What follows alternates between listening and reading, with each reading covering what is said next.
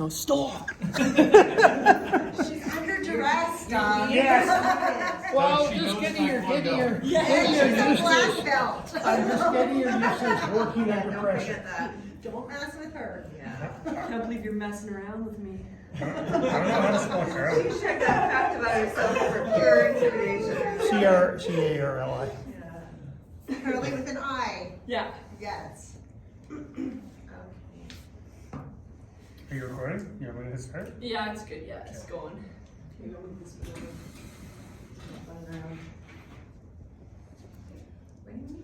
Okay, we'll just wait. Not yet. Yeah. You say. Okay. And if you want to start with prefacing anything, you can do that too. No, that's good. Did I want to tell you guys anything? No, like maybe today I probably won't have to be let known my time frame. Okay. Like I have it. I'm teaching the same thing but condensed, so I kind of have an idea of what 10 minutes feels like now. Okay.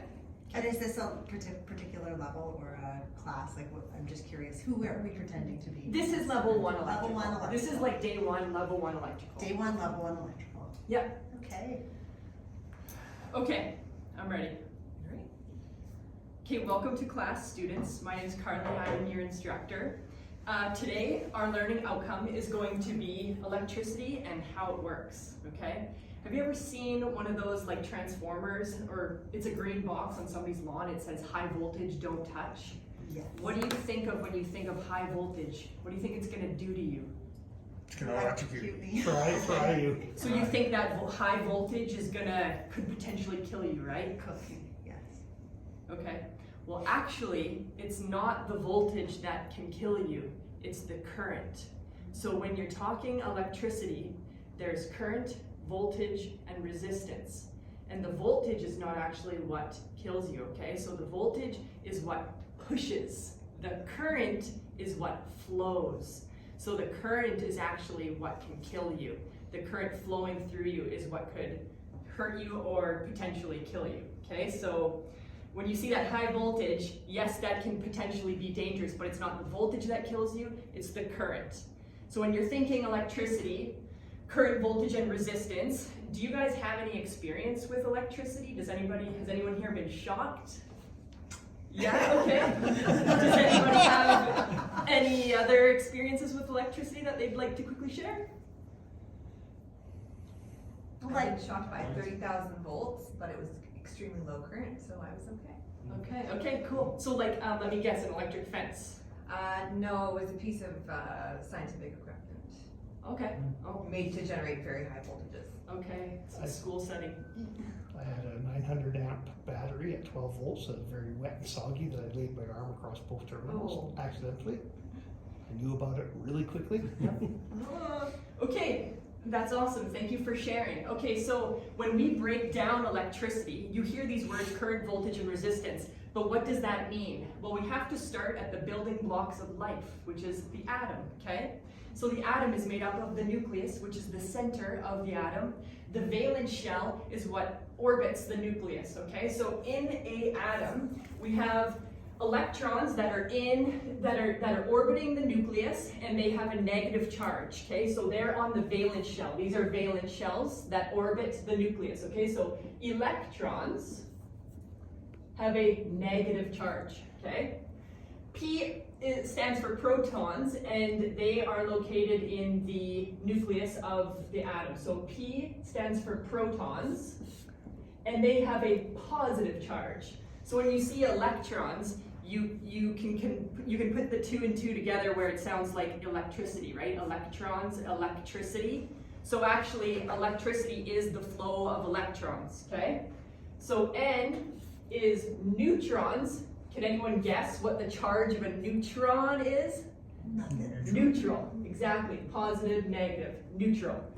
The number of protons and neutrons in a nucleus doesn't change. What changes between atom and atom, between two atoms, is the number of electrons in the valence shell, okay? So it's actually the electrons that jump from atom to atom, and those electrons moving between atoms is current, and that is electricity, okay? So if I have if I have a bunch of electrons in the valence shell on this atom right here, but then I also have a atom over here that only has a couple of electrons, well, I now have that potential difference, and that potential difference is voltage.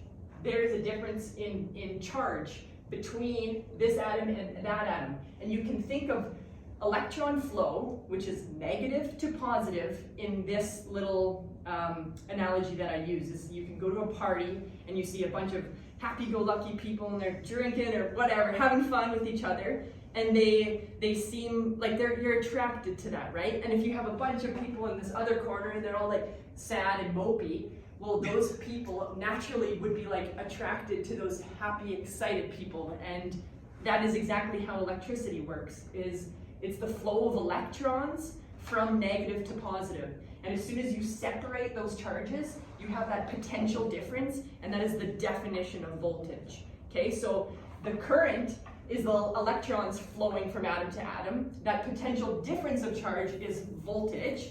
And resistance, the best way that I can describe this is if you have a regulator or a nozzle with your outdoor garden hose, that is like your potential pressure, right? There's that pressure pushing, and as soon as you open it up, that water starts flowing, and your hose could be considered like the resistance. So if that hose is smaller in diameter, there's more resistance. If that hose is larger in diameter, there's less resistance. So the water flowing is your current.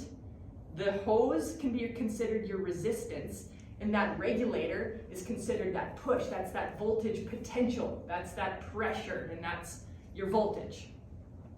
Okay, so now that we've covered my lesson, I'm going to have a quick game show. So it's called Buzz. If you know the answer to the question, just say Buzz, and I'll point to you, and you tell me the answer. Okay?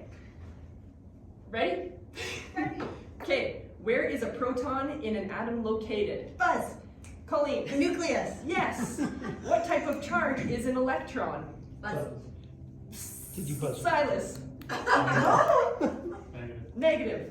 Number 3, in what direction does current flow in regard to charge? Buzz. Doug. Negative to positive. Yes. And number 4, last question. What word is used to describe the potential difference in electric charge? Buzz. Colleen? Voltage. Yes. Yay. Okay. Okay, so today we learned what current, voltage, and resistance is and how each play a role in electricity. So, does anybody have any questions regarding my lesson today? Maybe we should just take a moment so that you can just digest and then we can reflect. Soak it all up. How do you count the electrons flowing? Okay, so like, are you asking how would I measure the amount of difference in charge? Yeah. So a voltmeter you could use, and you would put one spot on your voltmeter on one spot on your electrical circuit, and then you could measure across your load some terms you don't really need to know, and then that could determine your voltage. So it could be like 10 volts. You're reading a potential difference of 10 volts. Any other questions today? Thank you, class, for attending my lesson, and I'm done. How much time is left? Is that a mic drop? 2 minutes left. Holy moly. Okay, like, I obviously could have went into more detail with but I just wanted to shorten it right up and do the bops thing. So like, I'm done. Okay, you're done. Yeah, You're done, you're done. yeah, I don't need the 2 extra minutes. Were you like your video turned off? Yeah, I did everything that I wanted. All I wanted to really do was practice the bops. Like, I did the bridge, I did my outcome. Did I ask you guys what previous knowledge? In previous experience? We're gonna get there, give us a minute. We'll get there. Carla, there's a reflection in your book. Here, I'll move it. Okay, Page yeah. 41 for you. And the rest of us are gonna do some written feedback for 5 minutes.